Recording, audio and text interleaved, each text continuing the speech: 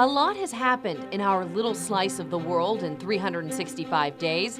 Let's look at some of the headlines. Downtown may start looking a little different. In October, the City Council voted unanimously in favor of the Shipyards project, the $400 million riverfront development. The plan includes a Four Seasons hotel, new Jags Performance Center, and a new home for Mosh. Work is set to begin in 2022. The completion date, though, isn't until the end of 2025. The City Council also voted in May to double the gas tax for the next 30 years to fund more than $900 million in road, transit, and drainage projects. That starts on January 1st, with much of the money going towards JTA's Skyway to U2C conversion, moving the rail system to autonomous vehicles and expanding it to surrounding neighborhoods. He did not put what he believed to be our best interest first, and that's what I think people respect the most. I hope that's how people remember him. Speaking of City Council, former mayor and City Council President Tommy Hazouri died in September at the age of 76, after a life of nearly 50 years as a public servant. Sadly, crime did fill the headlines as well. In May, the First Coast was in shock by the horrific killing of 13-year-old Tristan Bailey in St. Johns County. There's nothing even nearly remote being an accident. Stabbed more than 100 times, a classmate, 14-year-old Aiden Fucci, was arrested for the crime. The community grieved and remembered Tristan's life that ended far too soon. She's amazing and she didn't deserve this at all. The First Coast also held its breath waiting for the capture of Patrick Mcdowell. Accused of shooting and killing Nassau County Deputy Joshua Moyers, Mcdowell hid in the woods off of 301 for days. He came out of the bathrooms, had him get down on the ground and crawl. He crawled like a baby, like the coward he is. Hundreds showed up for the search and stayed to mourn the loss of Deputy Moyers and honor his life and sacrifice. There was some positive news in crime this year. Overall, Jacksonville's homicide rate for 2021 is down compared to 2020. And the cold case unit at the Jacksonville Sheriff's Office solved a 35-year-old cold case, the 1985 Christmas Eve murder of Leslie McCrae. DNA led detectives to David Nelson Austin, who was arrested for murder and will be extradited back to Jacksonville to face trial.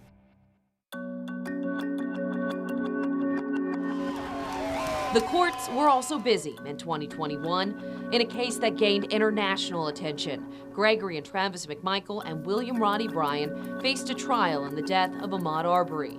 The men claimed self-defense. The case drew crowds outside the courthouse and put a spotlight on Glenn County. Count 1, malice murder. We, the jury, find the defendant, Travis McMichael, guilty. The jury found the men guilty on multiple counts. As one trial ended, another began, a trial years in the making. Kimberly Kessler faced a jury in the death of Jolene Cummings in 2018. The Yulee hairstylist and mother of three's body has never been found. It is a case full of twists and turns, and after repeated outbursts, Kessler had to watch the trial remotely. It only took the jury 90 minutes to find Kessler guilty of first-degree murder. In Jacksonville, a surprising move by an appellate court. Former U.S. Representative Kareem Brown's fraud convictions were overturned. The 11th U.S. Circuit Court of Appeals says the judge's decision to remove a juror who said the Holy Spirit told him she was innocent invalidated the trial's result. She is set to be retried in February. It doesn't make any sense that they looked at that and was like, this is okay, but this is not. St. Johns County found itself in the spotlight after Bartram Trail High School altered yearbook photos of female students, and that sparked a debate on dress code policy, with some students and parents saying it unfairly targeted girls. Why did the school look at my yearbook photo and see something sexual that should be publicly shamed instead of a student with a perfect GPA and a perfect conduct record? With international backlash, the school and school district apologized. Workshops were held, and a new dress code was approved with more gender-neutral policies. Speaking of schools, the great mask debate loomed over schools as coronavirus surged in August, just as schools began. Whether or not students should wear masks became a contentious issue, and policies varied depending on the district, even pitting some school boards in Florida, like Duval, against the governor. I think as a board, we want to do everything that we can to help keep kids in our community healthy and safe. Ultimately, I think that it's up to people's individual decisions to make, if you want to wear a mask. In October, Duval Schools lifted its mask requirement after COVID cases began to dip in Jacksonville. But the impact COVID-19 continues to have can't be understated. In late July, the Delta variant of COVID moved like wildfire through the First Coast. Hospitals saw a surge of patients in August, the most we've seen yet during the pandemic. Opening up nooks and crannies, if you will, in the emergency rooms to find places to see patients. Hospitals hit capacity, patients were being placed in overflow areas, conference rooms, break rooms, and our healthcare workers were pushed to the limits to save lives. Sadly, we lost many loved ones this year, including multiple first responders. There are happy stories, though. Families reunited and patients able to go back home with the ones they love. There's a tornado right there. That is a big tornado. In weather, Hurricane Elsa made a visit to Jacksonville in July. Though downgraded to a tropical storm by the time it reached Jacksonville, it produced strong winds that knocked down a tree onto a car on Roosevelt, killing Airman Deshaun Johnson, and spun up a tornado that ripped up trees and power lines along Phillips Highway. Also, 17 people were hurt after a second tornado hit an RV park near Kings Bay Naval Base. In sports, hopes were high for the Jags this year. With first overall pick quarterback Trevor Lawrence and a new head coach Urban Meyer, fans hoped this would be the year we have a winning season.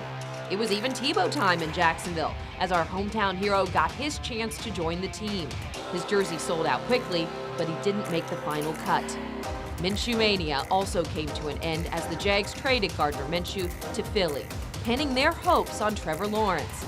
But the season has come up short, though they did break their 20-game losing streak. Then, with 4 games left, the controversies and losses just became too much, and head coach Urban Meyer was fired.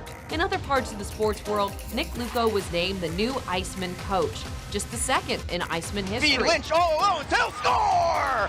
And the Jacksonville Jumbo Shrimp had their first season as a AAA team. They finished the year 75-55. Before the look at last year closes, let's end this on a high note. There was so much good news. Families reunited at local bases after months apart, and local athletes brought home medals from Tokyo. Caleb Dressel won 5 gold medals in Tokyo. Ryan Murphy won a gold, silver, and bronze. Andre DeGrassi won a gold in the 200-meter race. Michelle Moultrie brought home a silver from the U.S. softball team. Garrett Scantling placed 4th in the decathlon, and he says he is going back for Paris in 2024. And the Jacksonville Jumbo Shrimp's Eddie Alvarez was a flag bearer for the opening ceremonies and brought home a silver with the men's baseball team, and earned a new nickname from his teammates, Captain America. Staying with sports, for the first time, the Supergirl Surf Pro Contest came to Jacksonville Beach. Alyssa Spencer took home the cape in that one, and the St. Johns River was a backdrop in the SLS Super Crown World Skateboarding Championships.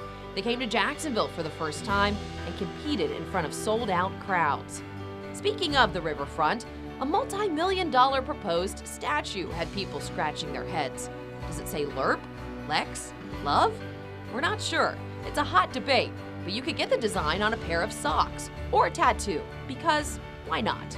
And lastly, Jacksonville knows how to come together for a good cause. People donated more than $825,000 for the First Coast News Canines for Warriors telethon to pair rescue dogs with veterans.